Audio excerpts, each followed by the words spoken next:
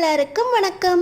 நம்ம அழகே அழகு சீரியலில் காரணமே இல்லாமல் எந்த ஒரு தப்பும் செய்யாமல் வெளியே நிற்க வைக்கிற வழி எனக்கும் தெரியும் மதி அப்படின்னு ரேவதி சொன்னப்போ, உங்களை யார் நிறுத்தினது, உங்கள் வீட்டுக்கார் உங்களை நிறுத்தினாங்களா அப்படின்னு நம்ம அழகுமதி ரேவதி கிட்ட கேட்க, நம்ம ரேவதி கிட்ட இருந்து அமைதி தான் பதிலாக இருக்கு.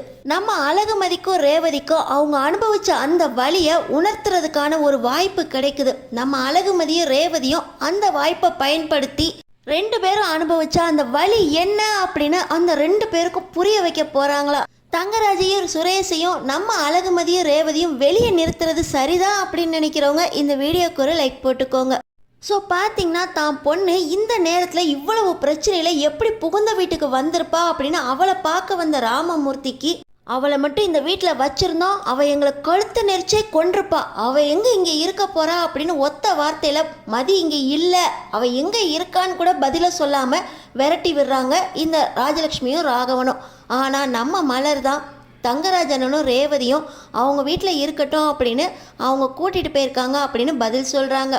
இப்போ ரொம்ப வருத்தத்தோட என் பொண்ணு செஞ்சதுக்கெல்லாம் நான் உங்கள்கிட்ட மன்னிப்பு கேட்டுக்கிறேன் அப்படின்னு ராமமூர்த்தி தலையை குனிஞ்சுக்கிட்டு போக, இப்படி ஒரு பொண்ணை வளர்த்து வச்சுருந்தா நீங்கள் வருஷம் ஃபுல்லாக எல்லார்ட்டையும் மன்னிப்பு கேட்டுக்கிட்டே இருக்க வேண்டியதுதான் அப்படின்னு அசிங்கப்படுத்தி துரத்தி விடுறாங்க.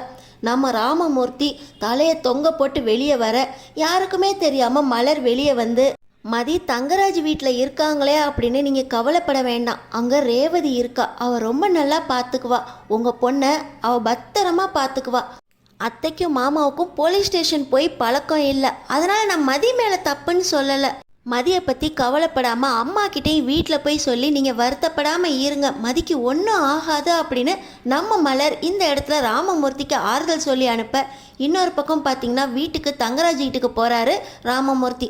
மதி ஏன் மதி இப்படி பண்ணனா அப்படின்னு மதி கிட்ட ராமமூர்த்தி கேட்டுக்கிட்டு இருக்கும்போதே சுரேஷ், அவள் ஏன் இப்படி பண்ணான்னு இப்படியா கேட்பீங்க அப்படின்னு செம்ம கோவப்பட, ராமமூர்த்தியால் எதுத்தும் பேச முடியாமல் எதுத்தும் நிற்க முடியாமல் நிற்க, டேய் மச்சான் உட்காரடா அப்படின்னு சுரேஷை அடக்கிற தங்கராஜ் நேராக ராமமூர்த்தியை தனியாக கூட்டிகிட்டு போய், என் அத்தையும் மாமாவும் போலீஸ் ஸ்டேஷனுக்கு போனதை நினச்சி எவ்வளவு வருத்தப்பட்டாங்க தெரியுமா, அவங்க கேட்டது ஒரே ஒரு சாரி மட்டும்தான் சொல்ல சொன்னாங்க, 2 நிமிஷத்தில் முடிய வேண்டிய இந்த வேலையை 2 நாளாக இழுத்து உங்கள் பொண்ணு ஒரு பெரிய பிரச்சனையே பண்ணிட்டா, அதனால தான் இங்கே கூட்டிகிட்டு வந்து ஒரு 2-3 நாள் புத்திமதி சொன்னால் அவளாவது கேட்டுக்குவாளேன்னு நினச்சோம். நீங்கள் வந்து பேசுகிறேன்னு சொல்லி என்ன பண்ணுறது, நீங்களும் கொஞ்சம் புத்திமதி சொல்லுங்கள், யார் சொல்கிறதாவது அவள் காதில் விழுதான்னு பார்ப்போம், தான் குடித்த முயலுக்கு 5 கால்னு நிற்கிறா, புத்திமதி சொல்லிட்டு போங்க அப்படின்னு இந்த தங்கராஜு ராமமூர்த்தியை ரொம்பவே மிரண்டு போய் இருக்கிற ராமமூர்த்தி நம்ம அழகுமதி கிட்ட தனியாக பேசுகிறதுக்காக ரூமுக்கே போகிறாரு. உனக்கு அவசரப்பட்டு கல்யாணம் செஞ்சு வச்சிட்டோமோன்னு வருத்தமாக இருக்கு மதி, ஒரே நைட்டில் உன்னை சம்மதிக்க வச்சு நீயும் செட்டில் ஆயிடுவ, நம்ம பிரச்சனையும் தீந்துரும்னு நினச்சது ரொம்பவே தப்பு மதி, நான் கொஞ்சம் பொறுமையாக இருந்திருக்கணும், நீ நம்ம வீட்டுக்கே வந்துடுறியா மதி, நீ நம்ம வீட்டுக்கே வந்துரு மதி அப்படின்னு கண் கலங்கி அழுதுறாரு ராமமூர்த்தி. அப்பா எனக்கு எந்த பிரச்சனையும் இல்லை, எந்த பிரச்சனைனாலும் பேசுக்குவோம், எந்த பிரச்சனை வந்தாலும் நான் பார்த்துக்குவேன், நீங்கள் எதை பற்றியும் கவலைப்படாதீங்கப்பா, எனக்கு எதுவும் ஆகாது, என்னை எதுவும் செய்யவும் முடியாது, என்னை நான் பார்த்துக்குவேன், என்னை நினச்சி வருத்தப்படாதீங்க அப்படின்னு கண் கலங்கி நிற்கிறா ராமமூர்த்திக்கு நம்ம அழகுமதியும் சேர்ந்து கண்ணீர் விட 2 பேரும் அழுதுகிட்டு இருக்காங்க கட்டிலில் உட்காந்து. சரியா இந்த நேரத்தில் தான் ரேவதி கதவை திறந்துட்டு உள்ளே வந்து 2 பேரும் கண்டிப்பாக அழுதுகிட்டு தான் இருப்பாங்க அப்படின்னு நல்லாவே புரிஞ்சுக்கிட்டு, கல்யாணம் பண்ணி கொடுத்த பொண்ணு வீட்டில் சந்தோஷமாக வாழ்கிறத பார்க்குறதா எந்த ஒரு அப்பாவும் அம்மாவும் ஆசைப்படுவாங்க. ஆனால் கல்யாணம் பண்ணி கொடுத்த நாள்லேருந்தே பொண்ணோட வீட்டில் பிரச்சனைனா எல்லாருக்குமே வருத்தமாக இருக்கும்.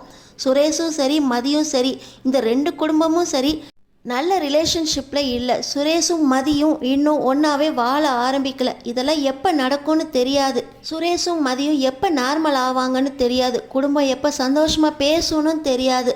ஆனால் உங்கள் பொண்ணு மதிக்கு யாரும் இல்லைன்னு மட்டும் நினைக்காதீங்க, மலரணி அங்கே இருக்காங்க, இங்கே நான் இருக்கேன், நாங்கள் 2 பேருமே கண்டிப்பாக மதியை நல்லபடியாக பார்த்துக்குவோம், எங்களை மீறி மதிக்கு எதுவுமே ஆகாது அப்படின்னு ரேவதி கொடுத்த நம்பிக்கையில் அங்கே மலரும் இதே தாம்மா சொன்னிச்சு.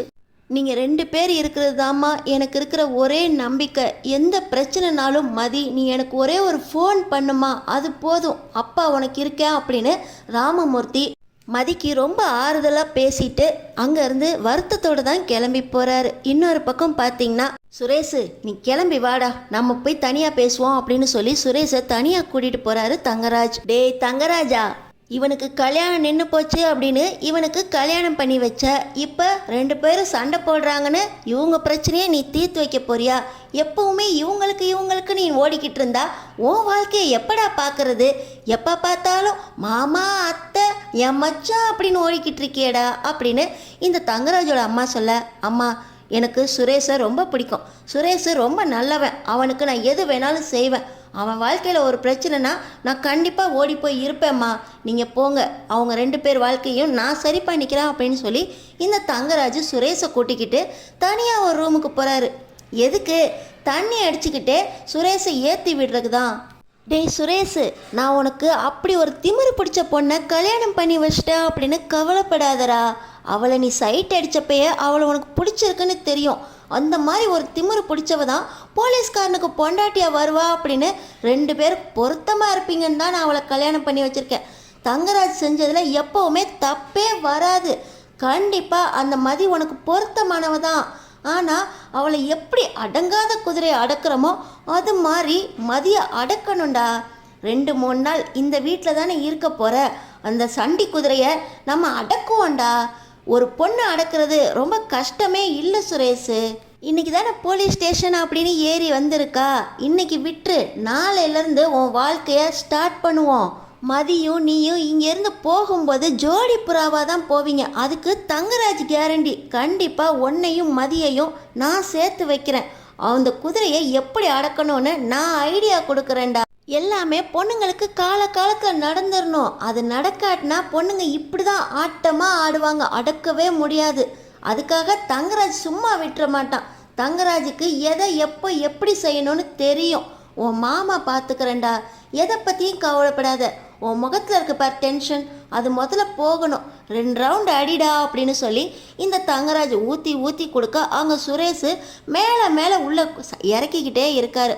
பார்த்தீங்கன்னா தங்கராஜும் சுரேஷும் ஃபுல் போதையில் ஆயிடுறாங்க. ஏய் ரேவதி வாடி இங்க அப்படின்னு சொல்லி இந்த தங்கராஜு ஃபுல் போதையில் சவுண்டு கொடுக்க, ஐயோ சுரேஷையும் கூட்டிகிட்டு போய் அவர் சரக்கடிச்சிட்ட வச்சிட்டாரு போல. மதி, இன்னைக்கு நைட்டு நீ சுரேஷோட இருக்க வேண்டாம், நம்ம 2 பேரும் வெளியே இருந்துக்குவோம். சுரேஷ் இங்கே தூங்கட்டும், நான் அவரை கொண்டு போய் ரூமில் விட்டுட்டு வந்துடுறேன், நம்ம 2 பேரும் இன்னைக்கு நைட்டு பேசிக்கிட்டு இருப்போம் அப்படின்னு சொல்லி ரேவதி மதிக்கிட்ட சொல்ல, அவங்க 2 பேரும் ஃபுல் போதை ஆயிட்டாங்களா. ஏற்கனவே கல்யாணமான புதுசில் குடிச்சிட்டு வந்தாரா அப்படின்னு மாமா அவரை ரொம்பவே திட்டினார். இதுக்கு மேலே குடிக்கவே மாட்டான் சுரேஷ் அப்படின்னு மலரக்காவும் சொன்னாங்க. ஆனால் மறுபடியும் குடிச்சிருக்காரு அப்படின்னு சொல்ல, குடிகாரங்க பேச்சு விடிஞ்சா போச்சு மதி. சுரேஷ் குடிப்பான், ஆனால் ஃபுல் போதை ஆக மாட்டான். இங்கே வந்திருக்கான்ல, என் வீட்டுக்கார் சொல்லி ஃபுல்லாக குடிக்க வச்சுருப்பாரு. ஏற்கனவே பிரச்சனைன்னு அவன் டென்ஷனில் இருந்தான்ல, இங்கே இருக்க தைரியத்தில் ஃபுல்லாக குடிச்சிருப்பான்னு நினைக்கிறேன். அவன் கூடலாம் இன்றைக்கி பேச முடியாது மதி, அவனை ரூமில் விட்டுறேன், நம்ம 2 பேர் பேசிக்கிட்டு இருப்போம் அப்படின்னு சொல்ல, அப்போது 2 பேருமே ஃபுல் போதையாயிருக்காங்களா அப்படின்னு நம்ம மதி கேட்குறாங்க. ஆமாம் மதி, எங்கள் வீட்டுக்காருக்கு குடித்தா நிதானமே இருக்காது, நைட்டு என்ன நடந்துச்சுனே தெரியாது, காலையில் வந்து என்ன நடந்துச்சு, யார் வந்தா, யார் என்னை எங்கே கேட்டா அப்படின்னு என்கிட்டயே கேட்பாரு.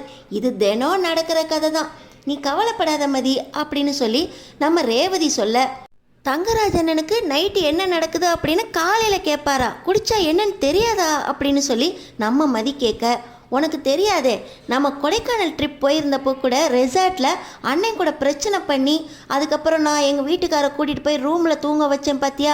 ஆனால் காலையில் எந்திரிச்சு பாக்கியராஜ் என் கூட சண்டை போட்டானா, என்கிட்ட சுரேஷ் எதுவும் தப்பாக பேசினானா அப்படின்னு என்கிட்ட தான் கேட்டார்.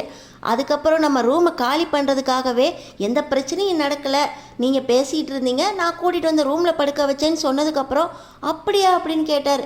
அவருக்கு நைட்டு என்ன பிரச்சனை பண்ணாலும் சரி ஒன்றுமே ஞாபகத்தில் இருக்காது மதி அப்படின்னு சொல்கிறாங்க. இதை கேட்ட உடனே மதிக்கு ஒரு யோசனை வருது. உங்களை வெளியே நிறுத்தினார் தானங்கா அப்படின்னு ரேவதி கிட்ட நம்ம மதி கேட்க, உங்ககிட்ட சொல்கிறதுக்கு என்ன மதி, காரணமே இல்லாமல் நான் என் பிறந்த வீட்டுக்கு போயிட்டு வந்தேன் அப்படிங்கிற ஒரே ஒரு காரணத்தை சொல்லி வீட்டில் பொய் சொல்லிட்டு போகிறேன் அப்படின்னு தண்டனை கொடுக்குறாரு அப்படிங்கிற பேரில் என்னை வீட்டுக்கு வெளியே கழுத்தை பிடிச்சி நிறுத்தி ஒரு நைட்டு ஃபுல்லாக வெளியவே இருக்க வச்சிட்டாரு. நான் கதவை எவ்வளவு தட்டியும் திறக்கவே இல்லை. ஆனால் அன்னைக்கு பாக்கியராஜ் அண்ணன் எப்படியோ எனக்கு பிரச்சனை அப்படின்னு தெரிஞ்சு வீட்டு வாசலுக்கே வந்து நின்றுச்சு. நான் வெளியே இருக்கிறத பார்த்துட்டு, எதுக்குங்க என் தங்கச்சியை வெளியே நிறுத்தி வச்சுருக்கீங்க, எந்த பிரச்சனைனாலும் பேசி தீர்த்துக்கலாம் அப்படின்னு என் வீட்டுக்கார் கூட சண்டையே போட வந்துருச்சு. ஆனால் பாக்கியராஜ் அண்ணன் வீட்டுக்கே தேடி வந்துருச்சு அப்படின்னோடனே, என் பொண்டாட்டி என் பேச்சை கேட்பா, நீ வீட்டுக்குள்ளே வா மதி அப்படின்னு என் வீட்டுக்கார் உள்ளே கூப்பிட்டுட்டாரு. நான் தான் வீட்டுக்கு போனால் பிரச்சனை பெருசாயிரும் அப்படின்னு பாக்கியராஜ் அண்ணனை வீட்டுக்கு போக சொல்லிட்டேன் மதி. ஏதோ அன்னைக்கு பாக்கியராஜ் அண்ணன் 2 மணி 3 மணிக்கு வீட்டுக்கு வந்ததுனால உள்ளே கூப்பிட்டாரு. இல்லாட்டினா இந்த பிரச்சனையும் யாருக்கும் தெரிஞ்சிருக்காது. என்னை காலையில் விடிஞ்சதுக்கப்புறம் தான் வீட்டுக்குள்ளேயே கூப்பிட்ருப்பாரு. நம்மளும் பிரச்சனை பெருசாயிரும் அப்படின்னு வீட்டுக்கு போகிறதுக்கும் பயப்படுறோம். வெளியவே நின்றுக்கிட்டு புருஷன் கூடயே வாழணும்னு நினைக்கிறோம். நீ கூட வீட்டில் வந்த பிரச்சனையில் உங்கள் அப்பாவையும் அம்மாவையும் வீட்டுக்கு கூப்பிட்டா அவர் உடம்பு சரியில்லாதனால அவருக்கு ஏதாவது ஆயிருமோ அப்படின்னு பயந்துக்கிட்டு தானே பிறந்த வீட்டுக்கு போகாமல் வாசல்லையே உக்காந்துட்ட. புகுந்த வீட்லேயும் கூப்பிடல, பிறந்த வீட்டுக்கும் போகிறதுக்கு பயம். நம்மளோட வாழ்க்கை நிலைமை இந்த மாதிரி ஆயிடுச்சு. நம்மளோட வலியை யாராலையுமே புரிஞ்சிக்க முடியாது மதி அப்படின்னு ரொம்ப வேதனையோட ரேவதி சொல்லிக்கிட்டு இருக்க. இந்த வேதனையை அவங்களுக்கு நம்ம புரிய வைக்கணும்க்கா, புரிய வச்சிருவோமா அப்படின்னு நம்ம மதி கேட்குறாங்க. எங்க இதுக்கெல்லாம் பல வருஷம் ஆகும். இந்த வழியெல்லாம் அவங்க புரிஞ்சுக்குவாங்கன்னு நினைக்கிறியா மதி அப்படின்னு ரேவதி கேட்க, அவங்க புரிஞ்சுக்கிறாங்களோ இல்லையோ புரிய வைப்போம், புரியுறாங்களோ இல்லையோ அனுபவிக்க வைப்போம்க்கா அப்படின்னு நம்ம மதி ஒரே முடிவாக சொல்ல. என்ன சொல்கிற மதி, எனக்கு ஒன்றுமே புரியலையே அப்படின்னு ரேவதி கேட்க, உங்கள் அத்தை தூங்கிட்டாங்களா அப்படின்னு நம்ம மதி கேட்குறாங்க. அவங்க தூங்க மாட்டாங்க, ஆனால் ரூமுக்கு போயிட்டாங்கன்னா திரும்ப வர்றது கஷ்டம் மதி. இன்றைக்கி 2 பேரும் தண்ணி அடிக்கிறாங்க வேற இல்லையா, அதனால் அவங்க வெளியவே வரமாட்டாங்க அப்படின்னு ரேவதி சொல்கிறாங்க. அப்போ வாங்க நம்ம வேலையை ஆரம்பிப்போம் அப்படின்னு சொல்லி நம்ம மதி ரேவதியை கூப்பிட, மதி என்ன செய்யணும்னு நினைக்கிற அப்படின்னு ரேவதி கேட்குறாங்க. நீங்கள் வாங்கக்கா, இந்த வழியை அவங்களுக்கு புரிய வைக்கிறோமோ இல்லையோ அந்த வழியை அவங்களும் அனுபவிக்கணும்ல அப்படின்னு சொல்லி நேராக அவங்க தண்ணி அடிக்கிற ரூமுக்கு ரேவதியோட போகிறாங்க நம்ம மதி. பாத்தியா, நான் சொன்னேன்ல, சுரேஷும் தங்கராஜும் 2 பேரும் ஃபுல்லாக சரக்கடித்த போதையில் மல்லாந்து கிடந்தாங்க. இதை பார்த்த உடனே நம்ம ரேவதி, சொன்னேன்ல மதி, 2 பேரும் பாரு ஃபுல்லாக தண்ணி அடிச்சுட்டு மல்லாந்து கிடக்காங்க. இப்படி கிடக்கிறவங்கள நம்ம தான் கூட்டிகிட்டு போய் ரூமில் போடணும். காலையிலையும் என்ன நடந்துச்சு அப்படின்னு கேட்குறவங்களுக்கு நம்ம ஒரு காரணத்தை வேற சொல்லணும் அப்படின்னு சொல்லி ரேவதி சொல்லிக்கிட்டு இருக்க. இவங்களை கொண்டு போய் ரூமில் போட வேண்டாங்க்கா, வீட்டுக்கு வெளியே போட்டு கதவை சாத்துவோங்க்கா. காரணமே இல்லாமல் நம்மளை வெளியே நிறுத்தினாங்கல்ல, இப்போ ஏதாவது காரணம் இருக்கா? இவங்களை நம்ம வெளியே நிறுத்துவோம், காலையில் எந்திரிக்க முன்னாடி நம்ம தூக்கிட்டு போய் ரூம்குள்ளே போடுவோம், வேற என்ன அப்படின்னு சொல்லி நம்ம மதி கேட்க, மதி அவங்கள கூட்டிகிட்டு போய் வெளியே போட்டால் பிரச்சனை வராதில்ல மதி அப்படின்னு ரேவதி சிரிச்சுக்கிட்டே கேட்க, இதில் என்னங்க அவங்களுக்கு ஒரு சந்தேகம்? கண்டிப்பாக எந்த பிரச்சனையும் வராது, அவங்கள தூக்கிட்டு போய் வெளியே போடுவோம், போதையில் தானே இருக்காங்க, பார்த்துக்கலாங்க்கா அப்படின்னு சொல்லி நம்ம மதி சொல்ல, மதி இந்த யோசனை எனக்கு ரொம்பவே பிடிச்சிருக்கு மதி அப்படின்னு சொல்லி நம்ம மதி சுரேஷை கூப்பிட்டுக்கிட்டோம். நம்ம ரேவதி தங்கராஜையும் இழுத்துக்கிட்டு கதவுக்கு வெளியே போகிறாங்க. கதவை திறந்து வாசலில் தங்கராஜா ரேவதி பயத்தில் தான் போடுறாங்க. நம்ம மதி சுரேஷை தூக்கிட்டு போய் வாசலில் போட்டு, இங்கே கடங்க, குடிகாரங்களுக்கு இந்த இடம் பத்தாதா அப்படின்னு சொல்லி நம்ம மதி கேட்க, ரேவதி இத்தனை நாள் எனக்கு இந்த யோசனையே வரல மதி, ஆனால் மனசெல்லாம் ரொம்ப சந்தோஷமாக இருக்கு மதி அப்படின்னு நம்ம ரேவதி சொல்ல, இப்போ தான் சந்தோஷப்படுறீங்க, உங்கள் வாழ்க்கையில் கல்யாணத்துக்கு அப்புறம் உங்களுக்கு இப்போ தான் சந்தோஷமே என்னன்னு தெரியுதாங்க்கா அப்படின்னு மதி கேட்குறாங்க. எனக்கு ஏற்கனவே இது மாதிரி ஒரு சந்தோஷம் ரொம்பவே இருந்துச்சு. அப்படின்னா என்ன மாதிரி சந்தோஷங்க்கா, எதுக்காக சந்தோஷப்பட்டீங்க அப்படின்னு நம்ம மதி கேட்க, நீ கதவை பூட்டிட்டு உள்ளவா, நான் சொல்கிறேன் அப்படின்னு சொல்லி வீட்டுக்கு வெளியே தங்கராஜையும் சுரேஷையும் போதையிலேயே படுக்க போட்டுட்டு நம்ம ரேவதி சந்தோஷமாக வந்து டைனிங்கில் சோஃபாவில் கால் மேலே கால் போட்டு உட்காடுறாங்க. அக்கா என்னங்க்கா அப்படி என்ன சந்தோஷம், ஏற்கனவே எதுக்கு சந்தோஷப்பட்டீங்க அப்படின்னு நம்ம மதி கேட்குறாங்க. அது ஒன்றும் இல்லை மதி, நீ ஹாஸ்பிட்டலில் உங்கள் அப்பாவை பார்க்க போயிருந்தப்போ என் வீட்டுக்காரர் உனக்கு அட்வைஸ் பண்ணார்ல, அப்போ நீ அவரை போயா அப்படின்னு சொன்னீல, அந்த விஷயம் ராஜா மூலமாக எனக்கு தெரிஞ்சிச்சு. அதை நினச்சி நானும் மலரணியும் அவ்வளோ சந்தோஷப்பட்டோம் அப்படின்னு ரேவதி சொல்கிறாங்க. அப்போ உங்களுக்கு இதெல்லாம் தெரியுமா? உங்களுக்கு என் மேலே கோபம் வரலையா? உங்கள் வீட்டுக்கார போயான்னு சொல்லிட்டேன்னு என் மேலே வருத்தம் இல்லையா அப்படின்னு நம்ம மதி கேட்குறாங்க. என்ன மதி இப்படி சொல்லிட்ட? என் வீட்டுக்கார் முன்னாடி ஒவ்வொருத்தரும் பயந்து பயந்து பேசிக்கிட்டு இருப்பாங்க. யாராவது ஒருத்தர் அவரை எதிர்த்து பேசிட மாட்டாங்களா அப்படின்னு நானும் மலரண்ணியும் அவ்வளோ ஏங்கியிருக்கோம்.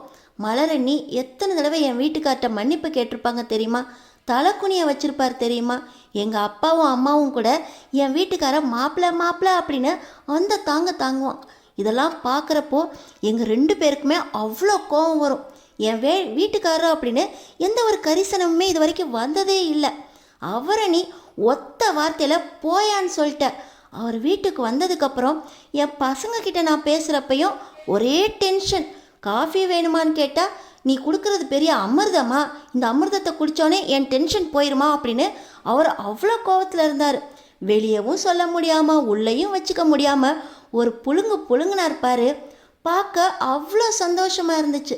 நானும் மலரணியும் ஃபோனில் பேசிக்கிட்டு இருக்கும்போது போயா போயா அப்படின்னு நீ சொன்ன அந்த ஒத்த வார்த்தையை 100 தடவை சொல்லி சந்தோஷப்பட்டோம் மதி அப்படின்னு நம்ம ரேவதி மதிக்கிட்ட சொல்லி அவ்வளோ சந்தோஷப்படுறாங்க. இப்போ உங்கள் வீட்டுக்காரை வெளியே நிறுத்துறதுக்கும் சந்தோஷப்படுறீங்களே? இந்த மாதிரி ஒரு சந்தோஷம் உங்கள் முகத்தை பார்க்குறக்கு ரொம்ப சந்தோஷமாக இருக்குங்கக்கா. நம்மளை வெளியே நிறுத்தினாங்கல்ல, இவங்க இன்னைக்கு வெளியவே இருக்கட்டும். போதையில் என்ன நடக்குதுன்னு தெரியாமல் இருந்தாலும் அவங்கள வெளியே தள்ளிட்டோங்கிற சந்தோஷம் நமக்கு இருக்குல்ல அப்படின்னு சொல்லி நம்ம மதி ரேவதி கூட சேர்ந்து அன்னைக்கு நைட் ரொம்ப சந்தோஷமாக இருக்காங்க. டிவியை போட்டுக்கிட்டு சிப்ஸு சாப்பிட்டுக்கிட்டு ஸ்நாக்ஸ் செஞ்சு சாப்பிட்டுக்கிட்டு 2 பேரும் உள்ள அவ்வளோ சந்தோஷமாக இருக்க. தங்கராஜும் சுரேஷும் போதையில் அங்கேயும் இங்கேயும் தள்ளாடிக்கிட்டு செம்மையாக அவங்க வெளியே கிடக்க. மதி, உன்னை ஒரு நாள் வீட்டுக்கு கூட்டிகிட்டு வந்ததுக்கு என் முகத்தில் அவ்வளோ சந்தோஷத்தை வர வச்சிட்டில மதி அப்படின்னு நம்ம ரேவதி சந்தோஷப்படுறத பார்த்து நம்ம மதியும் அவ்வளவோ சந்தோஷமாக இருக்காங்க. நம்ம ரேவதியும் மதியும் அன்னைக்கு நைட்டு அவ்வளோ சந்தோஷமாக இருந்தாலும் அடுத்த நாள் காலையில் பொழுது விடியுது. பொழுது விடியறதுக்கு முன்னாடி சுரேஷையும் தங்கராஜையும் நம்ம ரேவதியும் மதியும் வீட்டுக்குள்ளே எப்படி கூட்டிகிட்டு வர போகிறாங்க? இந்த விஷயம் தங்கராஜோட அம்மாவுக்கு தெரிய வரப்போகுதா? அடுத்தடுத்து என்ன நடக்க போகுதுன்னு தெரிஞ்சுக்கிறதுக்கு நம்ம சேனலை சப்ஸ்கிரைப் பண்ணி தொடர்ந்து பாருங்கள்.